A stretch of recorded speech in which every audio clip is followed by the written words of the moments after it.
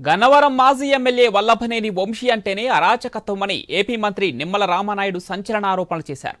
అవినీతి, గూండాయిజం అలాంటి వ్యక్తిని సమర్థిస్తున్న జగన్ కూడా ఒక అరాచక శక్తి అని అన్నారు ఆయన.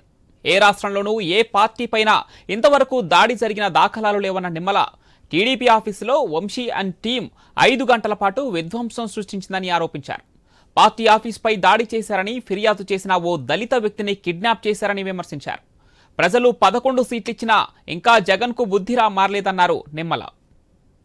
ఎవరైతే మీ అందరికీ తెలుసు, వల్లభనేని వంశీ అంటే ఆంధ్రప్రదేశ్ రాష్ట్ర ప్రజలకు ఎవరు గుర్తొస్తారు? ఎందుకంటే ఒక అరాచకత్వం గుర్తుకొస్తుంది, ఒక గోండాయిజం గుర్తుకొస్తుంది, ఒక రౌడీజం గుర్తుకొస్తుంది, ఒక అవినీతి మరి ఏదైతే ఆయన శాండ్ కానీ మైన్స్ కానీ ఏదైతే మాఫియా ఉందో అవి గుర్తుకొస్తాయి. మరి అటువంటి వ్యక్తిని కూడా జగన్మోహన్ రెడ్డి వెనకేసుకొస్తూ మొన్న మాట్లాడుతూ ఉన్నాడని అంటే అరాచకత్వాన్ని అరాచకవాదే ప్రోత్సహిస్తాడనే విషయం కూడా ఈ రోజు గ్రాడ్యుయేట్స్ కూడా గ్రహిస్తూ ఉన్నారు.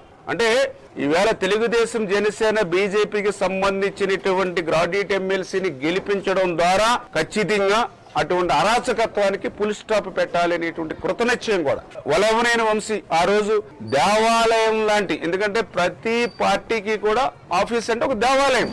ఒక్క ఆంధ్రప్రదేశ్ రాష్ట్రంలో మన అదేదైనా మారుమూల ఉందా పార్టీ ఆఫీసు? నేషనల్ హైవేకి పక్కన ఉన్నటువంటి పార్టీ ఆఫీస్ మీద యథేచ్ఛగా 5 గంటలు దాడి చేసి పార్టీ ఆఫీసును తగలబెడితే ఈవేళ అటువంటి వ్యక్తిని ఏ ముఖం పెట్టుకుని జగన్మోహన్ రెడ్డి